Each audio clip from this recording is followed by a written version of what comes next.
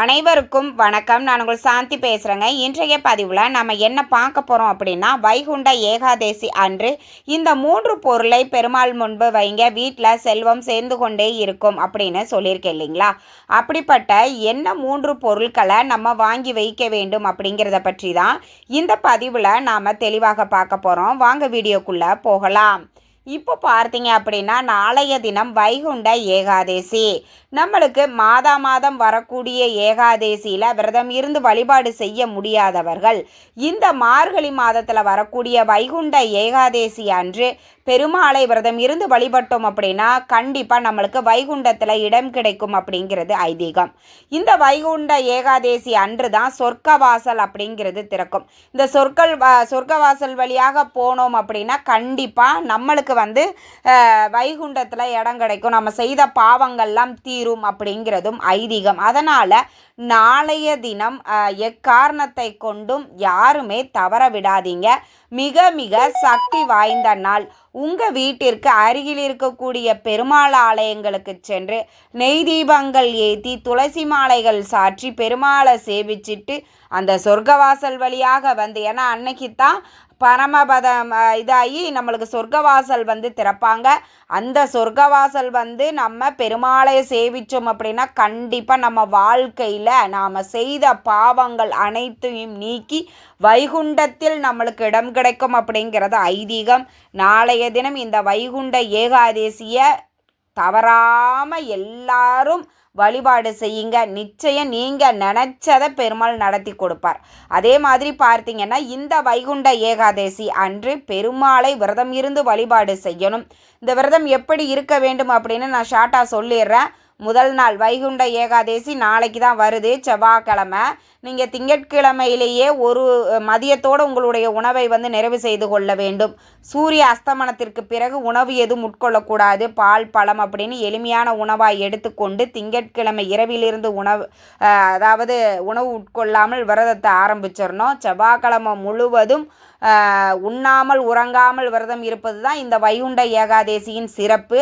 அதனால் வைகுண்ட ஏகாதேசி செவ்வாய்க்கிழமை அன்று முழுவதுமாக உபவாசமாக இருக்க வேண்டும். இரவு கண் விழிக்க வேண்டும். அதையும் நீங்கள் ஞாபகத்தில் வச்சுக்கோங்க. அந்த நேரம் இரவு கண் விழிக்கணும்னு சொல்லிட்டாங்க அப்படின்னு ஏதாவது ஒரு மூவியை பார்க்குறது, ரீல்ஸ் பார்க்குறது, கதை பேசுகிறது, இந்த மாதிரியான விஷயங்களை செய்யாமல் பெருமாளினுடைய திருநாமத்தை சேவித்து கொண்டேவும் அதை நம்ம அந்த திருநாமத்தை சொல்லிக்கிட்டே அந்த விரதத்தை நம்ம இருக்கணும்.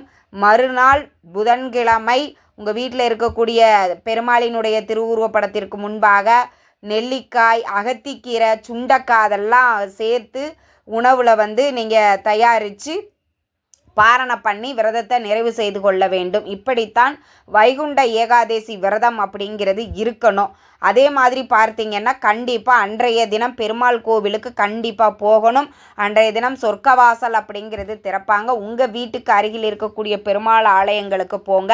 இப்படிப்பட்ட சக்தி வாய்ந்த நாளில் நாளைய தினம் பெருமாள் படத்திற்கு முன்பாக இந்த ஒரு 3 பொருட்களை வையுங்க. உங்கள் வீட்டில் இருக்கக்கூடிய வறுமைகளும் தரித்திர நிலைகளும் நீங்கி செல்வ செழிப்பு ஏற்படும். பொதுவாக இந்த மார்கழி மாதம் நாம் பெருமாளை வழிபாடு செய்யக்கூடிய ஒரு மாதம். அதே மாதிரி பார்த்தீங்கன்னா நம்ம பெருமாளை எதற்காக வழிபாடு செய்வோம்? நம்ம வீட்டில் இருக்கக்கூடிய கஷ்டம் தீரணும், வறுமை தீரணும், தரித்திர நிலைகள் நீங்க வேண்டும் அப்படின்றதுக்காக, செல்வ செழிப்பு பெருக வேண்டும் அப்படின்றதுக்காக நம்ம பெருமாளை வழிபாடு செய்வோம். அதுலேயும் இந்த வைகுண்ட ஏகாதேசியில் விரதம் இருந்து வழிபட்டோம் அப்படின்னா 21 தலைமுறை பாவங்கள் தீரும் அப்படின்னும் சொல்லப்பட்டிருக்குது. அதே மாதிரி பார்த்தீங்கன்னா இந்த வைகுண்ட ஏகாதேசி அன்று நம்ம கண் விழித்து பெருமாளை உண்ணாமல் உறங்காமல் அவர் நாமத்தையே நாம் சொல்லிட்டு அவருடைய நினைவாகவே நாம் விரதம் இருந்தோம் அப்படின்னா நம்ம நினைத்த காரியம் நடக்கும். நம்ம வீட்டில் எவ்வளவு ஏழ்மை, நீங்கள் பரம ஏழையாக இருக்கலாம். எங்கள் அப்பா எங்கள் தாத்தா எல்லாருமே கஷ்டப்பட்டாங்க. நானும் இப்போ ஒரு வேளை சாப்பாட்டுக்கு கஷ்டப்பட்டுட்டு தான் இருக்கிறேன். பரவாயில்ல, இந்த வைகுண்ட ஏகாதேசியை தவற விடாதீங்க. அப்படிப்பட்ட இந்த வைகுண்ட ஏகாதேசியில் விரதம் இருந்து வழிபாடு செய்யுங்க. குடும்பம் முன்னேறுவதையும் வருமானங்கள் அதிகரிப்பதையும் நீங்கள் கண்கூடாக பார்க்கலாம். அப்படிப்பட்ட நாளில் உங்கள் வீட்டில் பூஜை அறையில் இந்த 3 பொருட்களை நீங்கள் வாங்கி வைங்க. என்னென்ன பொருட்கள்? பெருமாளுக்கு உகந்தது அப்படின்னு பார்த்தீங்கன்னா பச்சை கற்பூரம். இது ஆல்ரெடி உங்கள் வீட்டில் இருந்தாலுமே ஒரு 10 ரூபா கொடுத்து நீங்கள் பச்சை கற்பூரம் வாங்கிக்கோங்க. அது ரொம்ப ரொம்ப சிறப்பு வாய்ந்தது. இன்னொன்று பார்த்தீங்கன்னா துளசி இலைகளை அன்றைய தினம் வாங்குவதும் சிறப்பு. உங்கள் வீட்டில் துளசி செடிகள் இல்லை அப்படின்னா துளசி செடி அன்றைக்கி ஒரு சின்னதாக ஒரு செடியை வாங்கிட்டு வந்து உங்கள் வீட்டில் ஒரு பூச்செடியோ ஏதோ ஒரு டப்பா ரெடி பண்ணி நீங்கள் அதில் துளசி செடிகளை வளர்த்துட்டு வாங்க. இது உங்கள் வீட்டில் வச்சிங்க அப்படின்னா கண்டிப்பாக உங்கள் வீட்டுக்குள்ளே எந்த ஒரு தீய சக்திகளையும் அண்ட விடாது அப்படின்னு சொல்லுவாங்க. அதனால் கண்டிப்பாக துளசி செடிகள் ஆல்ரெடி இருக்குது அப்படிங்கிறவங்க அதில் கொஞ்சம் மஞ்சள் குங்குமமெல்லாம் வச்சு நாளைய தினம் அந்த துளசி மாடத்தில் ஒரு தீபம் ஒன்று ஏற்றி வச்சுக்கோங்க. ஏற்றி வச்சுட்டு 2 ஊதுபத்தி ஏற்றி வச்சுட்டு தீப தூபமெல்லாம் துளசி செடிக்கும் நாளைய தினம் செய்வது அப்படிங்கிறது மிக மிக சிறப்பான பலனை உங்களுக்கு கொடுக்கும். அதே மாதிரி பார்த்தீங்கன்னா இந்த நாளில் இன்னும் 3வது பொருள் என்னன்னா ஜாதிக்காய். இந்த ஜாதிக்காய் அப்படிங்கிறதும் பெருமாளுக்கு உகந்த ஒரு பொருள்.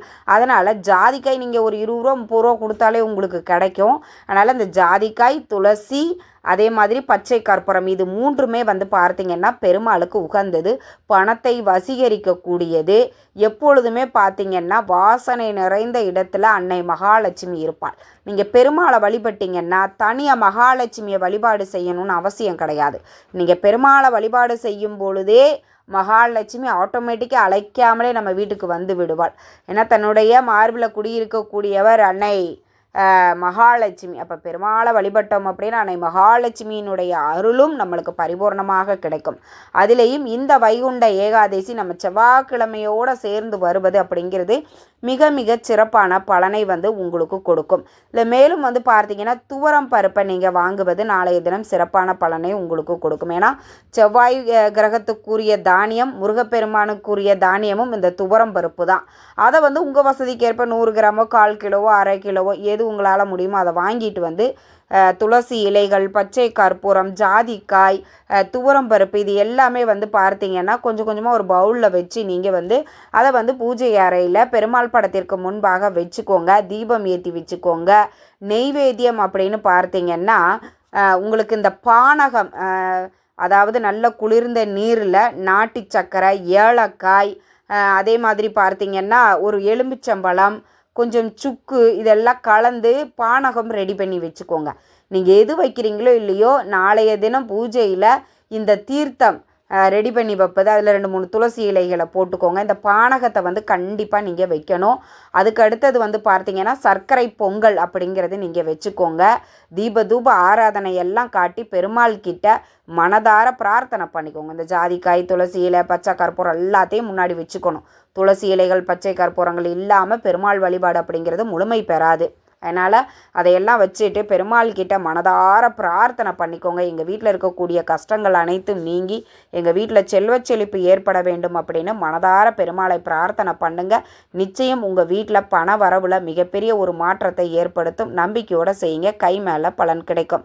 இந்த தகவல் உங்களுக்கு ரொம்பவுமே பயனுள்ளதாக இருந்திருக்கும்னு நினைக்கிறேன். வீடியோ பிடிச்சிருந்தால் லைக் பண்ணுங்கள், ஷேர் பண்ணுங்கள், கமெண்ட் பண்ணுங்கள். இந்த பதிவை உங்களுடைய உற்றார் உறவினர்கள் நண்பர்களுக்கும் ஷேர் பண்ணுங்கள். அவங்களும் பார்த்து பயன்பெறட்டும். நன்றி, வணக்கம்.